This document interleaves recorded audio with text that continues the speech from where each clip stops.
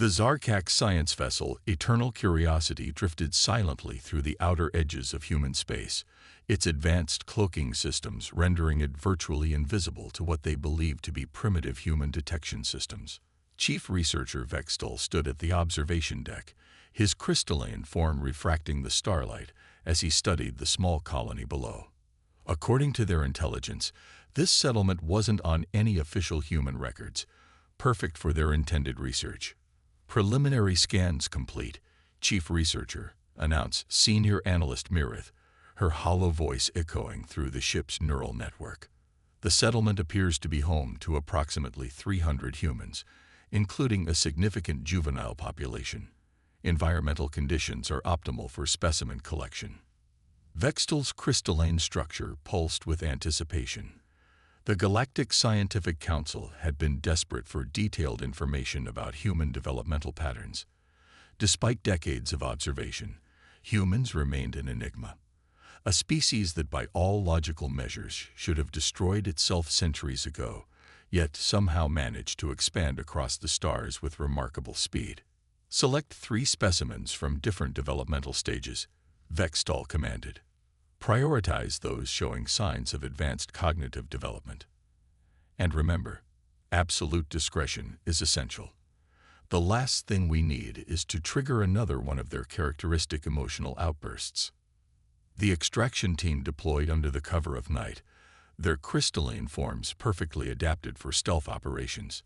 They identified 3 targets, a 14-year-old showing remarkable aptitude in theoretical physics, a 12-year-old with unprecedented musical abilities, and a 9-year-old who had already mastered multiple programming languages. What the Zarkaks failed to notice were the subtle defense systems integrated into the children's neural implants. Standard issue for all residents of Nova Prima, humanity's most advanced military research colony. The abduction itself went flawlessly. At least, that's what the Zarkaks believed. Their transport beam left no trace, their presence triggered no alarms, and within minutes, 3 human children were secured in their containment chambers, surrounded by fields designed to dampen any primitive human technology they might possess. Vextal approached the containment area, eager to begin his observations.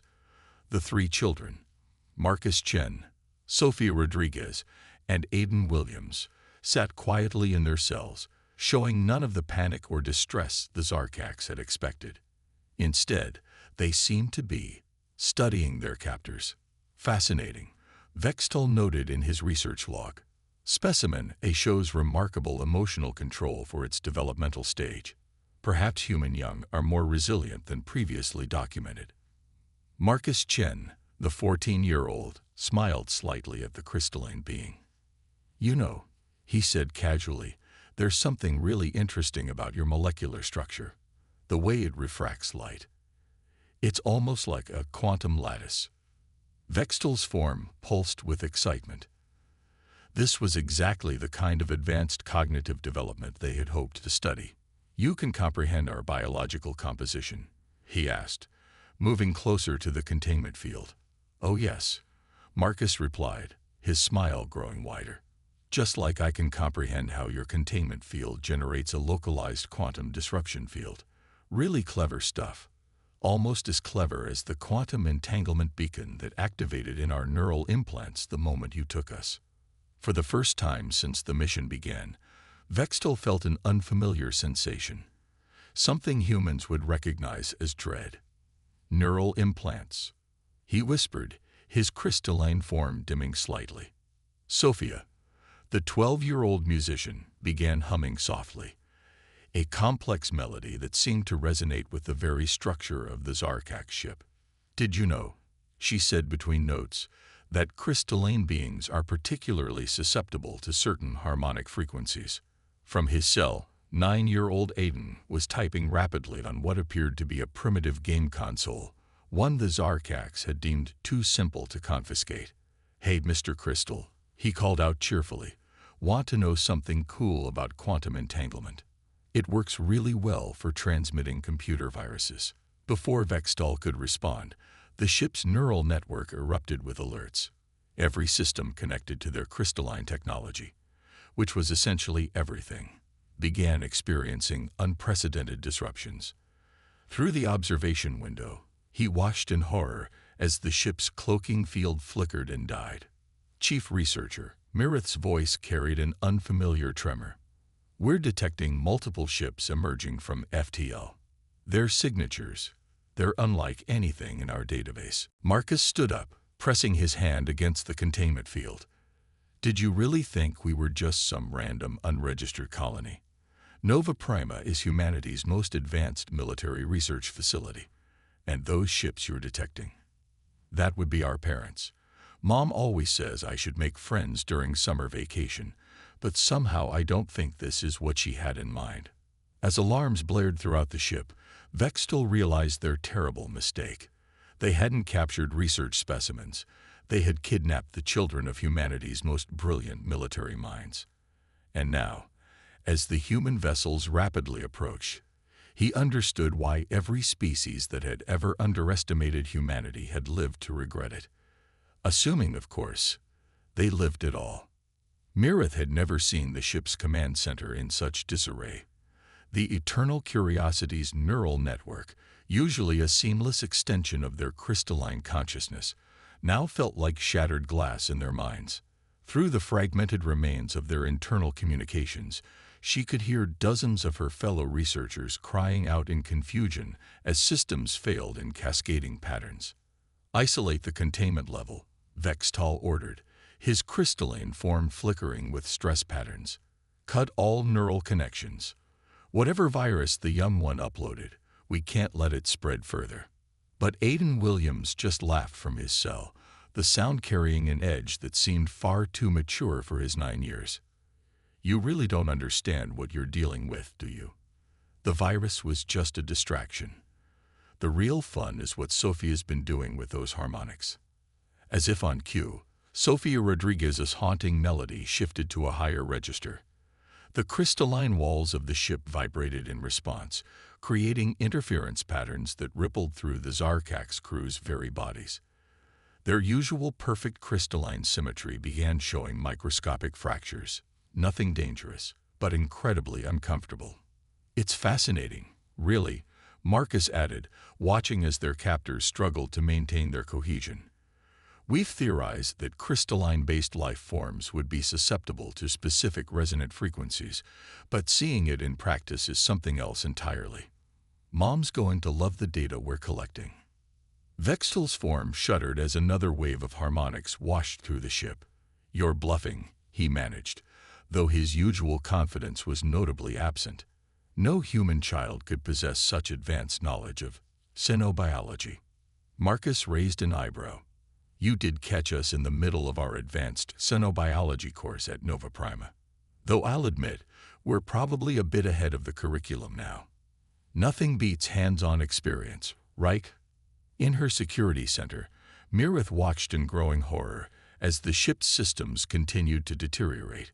The virus Aiden had uploaded wasn't just disrupting their networks. It was learning, adapting, evolving in ways that should have been impossible. Every countermeasure they attempted was anticipated and turned against them. The human vessels are maintaining their distance, one of her analysts reported. They're just watching us. Of course they are, Sophia said, her voice carrying clearly through the ship's compromised communication systems. They're letting us finish our practical exam. Extra credit for creative problem-solving in hostile situations. The Zarkaks had always prided themselves on their logical, methodical approach to the universe. But there was nothing logical about their current situation. These children, these supposedly primitive beings, were systematically dismantling everything they thought they knew about humanity. You know what the really interesting thing is? Aiden piped up, still typing away at his game console. We're not even the best students in our class. You should meet Sarah. She's doing an internship with the Quantum Mechanics Division. Now that would have been a fun project. Marcus stood up, pressing his hand against the containment field again. The gesture seemed almost sympathetic. Here's what's going to happen next, he said, his voice carrying the weight of absolute certainty. In about 30 seconds, Sophie is going to hit a resonant frequency that will temporarily disrupt your neural network's primary nodes. When that happens, the emergency protocols will trigger a reset of all containment systems. The reset will only last for 2.3 seconds, but that's more than enough time for the virus Iden planted to seize control of your environmental systems. Vexels form, pulsed with panic. That's impossible. Our containment systems are isolated from the main network specifically to prevent exactly what we're about to do. Sophia interrupted, her melody reaching a crescendo. Maybe you should have spent more time studying human history. We have a rather impressive track record of doing impossible things, especially when someone threatens our family. The next few moments were chaos. Exactly as Marcus had predicted, the containment fields flickered and died. By the time they reactivated, the environmental controls were no longer responding to Zarkak's commands. The temperature in the crew sections began to rise, threatening the stability of their crystalline forms. "Don't worry," Aiden assured them, finally setting aside his game console. "We're not going to cause any permanent damage. That would be against the rules of engagement. We're just making sure you stick around for the next phase of the lesson." Through the observation windows, more human ships were arriving. But they weren't attacking.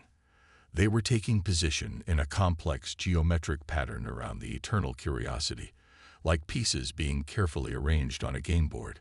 "Mom always says that the best way to learn is through practical demonstration," Marcus commented, watching the deployment with obvious pride. "So consider this your crash course in why the galaxy's more established species have started taking humanity seriously. First lesson: never ever underestimate human children." As their ship systems continued to fail around them, the Zarkaks were beginning to understand that they hadn't captured research subjects. They had walked right into an object lesson that the galaxy would not soon forget. Admiral Sarah Chen watched the tactical display aboard the UES Prometheus with the calculating patience of a master chess player. The Zarkak's vessel hung suspended in space, surrounded by a precisely arranged formation of Earth's most advanced warships. But it was the data streaming in from her son's neural implant that brought a slight smile to her face. "Marcus always did have a flair for the dramatic," she commented, reviewing the ship's internal sensor readings. "Though I have to admit, Sophia's application of harmonic resonance against crystalline life forms is inspired. We'll have to add that to next semester's curriculum." Commander Rodriguez, Sophia's mother, and the fleet's tactical officer nodded in agreement. "They're performing admirably under pressure. The psychological warfare techniques alone would qualify them for advanced standing." The bridge of the Prometheus hummed with activity as officers monitored the steadily deteriorating condition of the alien vessel. What the Zarkaks didn't realize, and wouldn't until it was far too late, was that every system failure, every crashed network, every environmental disruption was being carefully orchestrated by the combined efforts of Earth's most sophisticated AI systems and the children's improvised attacks. "Signal from Dr. Williams in quantum control," announced the communications officer. "The quantum entanglement matrix is fully aligned. We can initiate Phase 2 at your command." Admiral Chen's smile widened slightly. The Zarkaks thought they were witnessing a simple rescue operation. They had no idea they were participating in the field test of humanity's latest defensive innovations. Their crystalline technology, while impressive, had one critical vulnerability, one that Nova Prima's researchers had been eager to explore under real combat conditions. "Open a channel to the eternal curiosity," she ordered. "Let's give them one last chance to surrender before we demonstrate exactly why taking our children was their last mistake." The alien vessel's commander appeared on screen, his crystalline form showing visible signs of stress fractures. "This is Chief Researcher Vextal. Your offspring have already proven their point.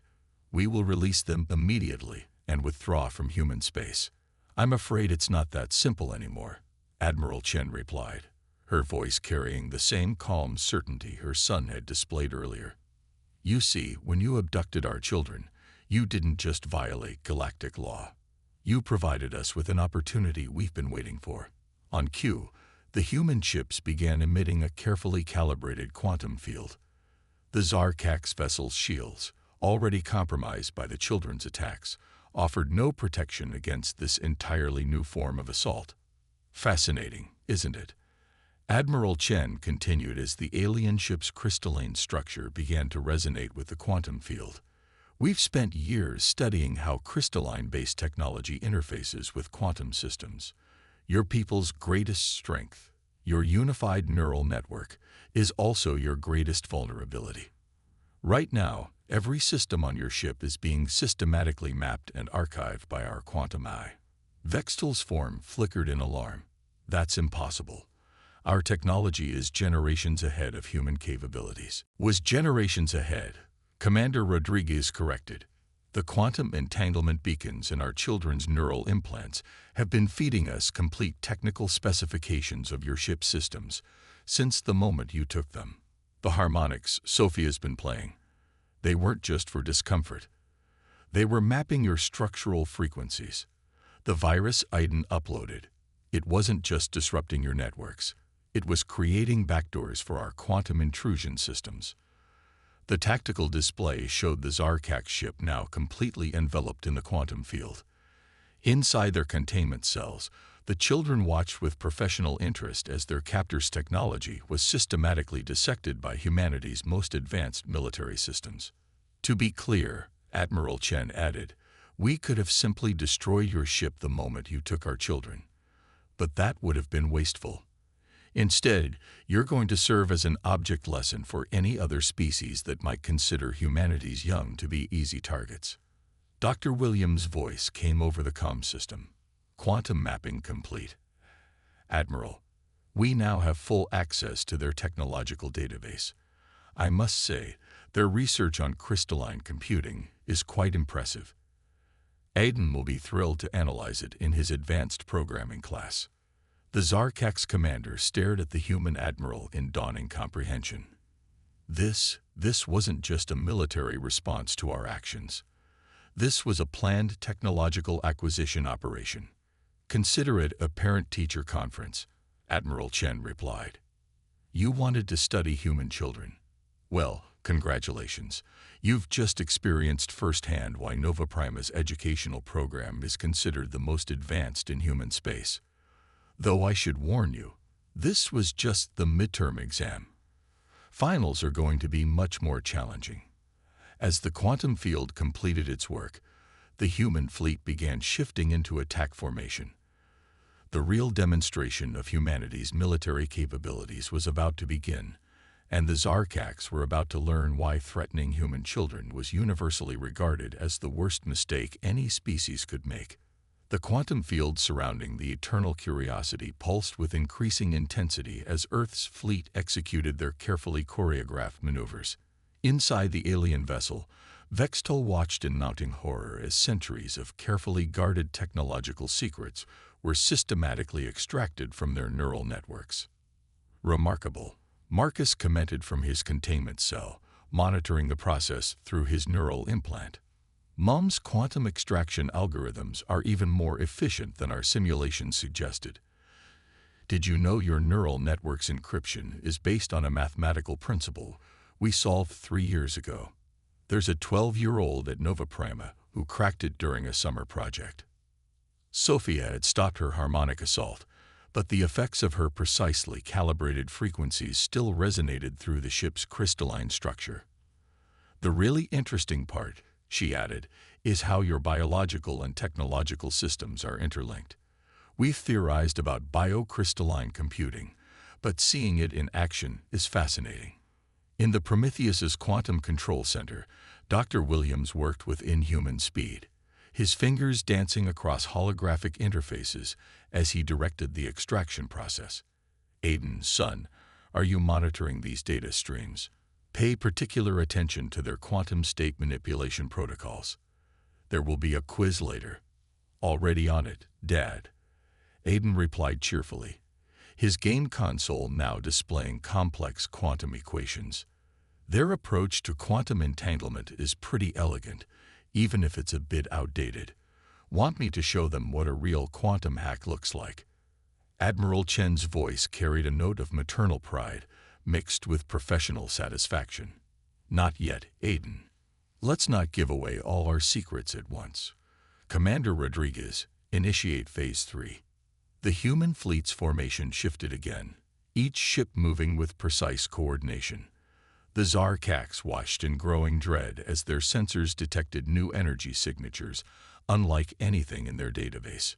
You should feel honored, Marcus told his increasingly distraught captors. This is the first field test of our latest quantum technology. We've been waiting for the right opportunity to demonstrate it. And well, you volunteered. The quantum field surrounding the eternal curiosity began to change, its energy patterns shifting into new configurations that defied the Zarkax's understanding of physics.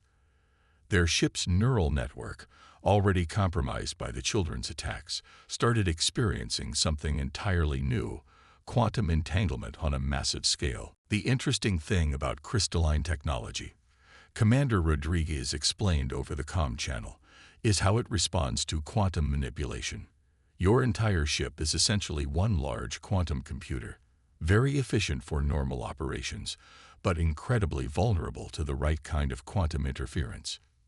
Mirith, watching from her security station, realized with growing horror what was happening. They're not just mapping our systems, she transmitted to Vextal. They're quantum locking our entire neural network. We're losing control of everything. Correct, Admiral Chen confirmed. Every crystal in your ship's structure is being entangled with our quantum control systems. In about 30 seconds, we'll have more control over your technology than you do. I'd suggest you take notes. This will be covered in next semester's advanced quantum warfare class. The children watched with professional interest as their parents' work unfolded. Their containment cells, still technically active but now under human control, had become front-row seats to a demonstration of military technology that would reshape galactic warfare. You know what the really impressive part is? Aiden asked, his young voice carrying a teacher's patience. This isn't even our most advanced technology. Mom says we have to keep some surprises in reserve. Scientific principle, and all that. Throughout the ship, the Zarkax crew watched helplessly as their systems were reprogrammed at the quantum level. Screens displayed data in human languages, environmental controls adjusted to human preferences, and their once mighty vessel became little more than an extension of human military technology. A word of advice, Marcus offered, standing casually in his now unlocked cell. When you report this incident to your science council, you might want to emphasize how educational the experience was. After all, you came here to study humans, didn't you? Consider this a comprehensive crash course in human innovation, determination, and parental motivation. The quantum lock complete. Admiral Chen's fleet began the final phase of their operation.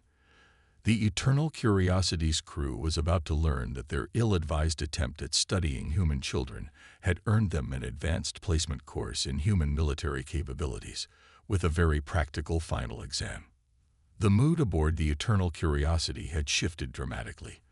Where once the Zarkax had moved with the confidence of advanced beings studying primitive subjects, they now stood immobilized in their own ship, watching as 3 human children conducted what they called a peer review of their research methods.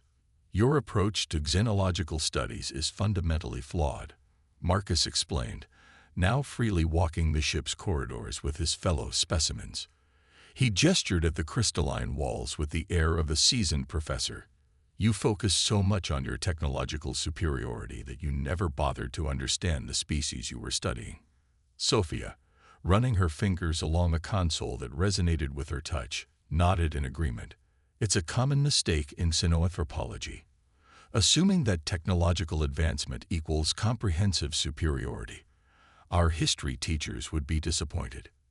In the ship's command center, Admiral Chen was conducting what she termed an administrative review with Chief Researcher Vextal.